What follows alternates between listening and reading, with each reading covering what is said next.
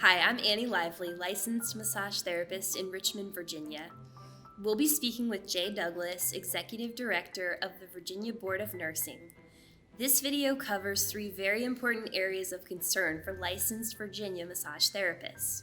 These include continuing competency requirements to keep your license current, how you might lose your license through disciplinary actions, and how you can get your license back if you lose it.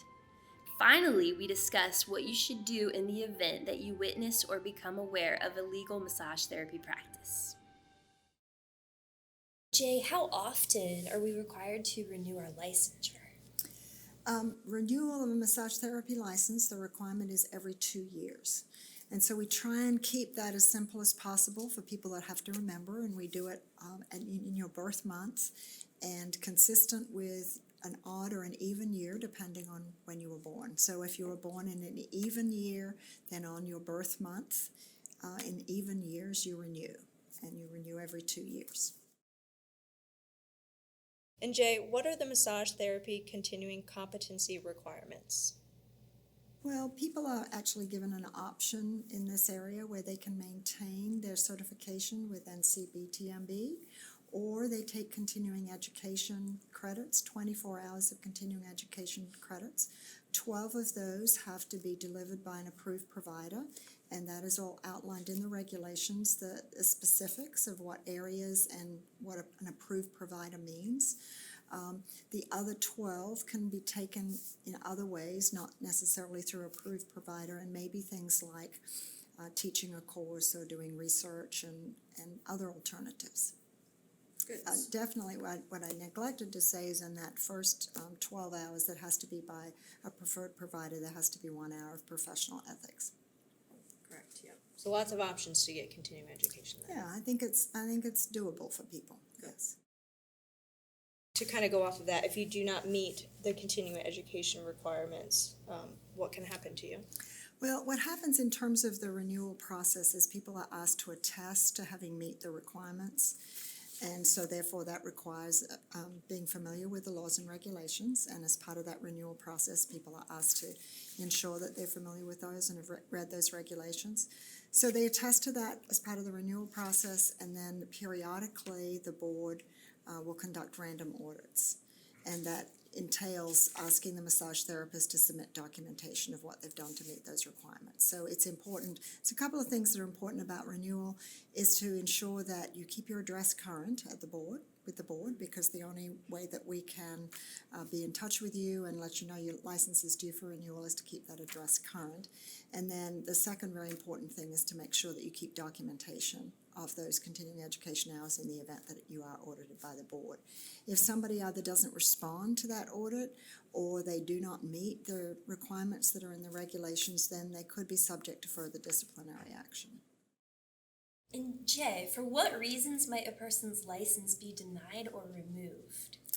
Well, in the Code of Virginia, under 54.1 3007, there are various situations set forth where conduct might be an issue that the board might decide to deny a license or to take action against a license. And they are things that range from unprofessional conduct, convictions, a variety of things that are actually listed in the Code of Virginia. And then the board has the responsibility to determine if that individual has actually violated that law or regulation. So that would be looked at as part of an application for licensure, and also if a complaint came before the board, then it would be those sections of the code that would be looked at. Sometimes it's a matter of a license might have been restricted or revoked in another state. There may be a conviction, or it may be the list of various unprofessional conduct situations. Jay, if I were to lose my license, will I ever be able to get it back? Yes. After having gone through a process and having proved to the board that you're safe and competent to practice. So each situation is very different. You know, the reasons for a license being taken away may be very different from one to another. If a license is revoked, then the law provides that you cannot apply for reinstatement for 3 years after the revocation. If a license is suspended, then that will be specified in the board order as to how long before you can petition the board to have your license reinstated. And at that point, there is a process which includes coming before the board and presenting evidence that there's been a change in your circumstances, or the conditions for which the license was suspended or revoked have now changed. And it's up to the applicant to prove to the board that somebody is safe and competent to practice. And Jay, can the public learn about the board's disciplinary actions? Yes, actually that action is available to the public. Any board orders or any notices of any hearings are available on the board's website under our license lookup.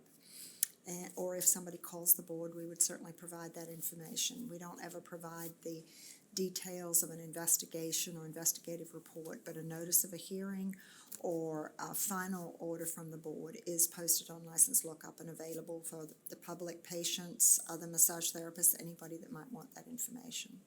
Wow, that's great. You know, the board believes, and of course it is, you know, in law we are required to reveal that kind of information about board actions, but you know, the public has a right to know who's taking care of them and if there's been any issues in their practice before. Absolutely. Patient safety is first. Yes, I mean the mission of the board is to protect the public. Sometimes that's hard for individuals who have complaints lodged against them because they feel like the board's there to protect them. The board is there to protect the public and patients, and both in making an initial licensure decision or in responding to a complaint. That's what's foremost in the board's mind. And Jay, what should we do if we know of or observe a massage therapist practicing unethically or in an unsafe manner? Well, there's kind of two approaches depending on whether the person is licensed by the Board of Nursing or whether they perhaps do not hold a license. In the event of somebody that's regulated by the Board of Nursing, they would lodge a complaint directly with the Department of Health Professions through our enforcement division. And they're on the Department of Health Professions website, there's the process for lodging a complaint, which can be online, by telephone, or in writing. And then the board would look at, is this a possible violation? Is this complaint a possible violation of law or regulation? And would investigate that if it appears to be. In the event of an unlicensed practitioner who perhaps is holding themselves out as a massage therapist and they're not licensed with us, or, you know, we are seeing more frequently people saying that they perform Asian massage, or they're an Asian massage, you know, therapist, different, we see different descriptions, I think, of that are performed by people who are not licensed.